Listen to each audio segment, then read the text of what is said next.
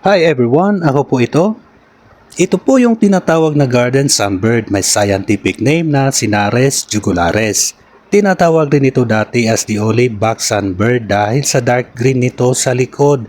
Ito ay may local names na chiwet, siwet, pusit, pisiw at iba pa. At ayon sa ibon na ito, kapag mayroong iridescent purplish black sa leeg, ito ay lalaki. At ang babae naman nito ay plain lang o wala. Ito ay magkahalintulad sa hummingbird dahil sa features nila, ngunit wala tayong hummingbird dito sa Pilipinas. Magkamukha man pero hindi related ang dalawang ibon, ngunit parehong may ecological rule.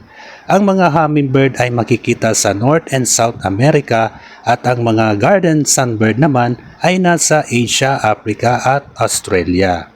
Sa case ng mga nabanggit, ang pagkakaroon ng mahahaba at maninipis na tuka ay pang-pollinate ng mga halaman at ability na mag-hover. Ayan.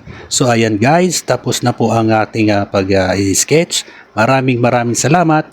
Diyos mabalos sa Indogabos. Bye-bye. Thank you.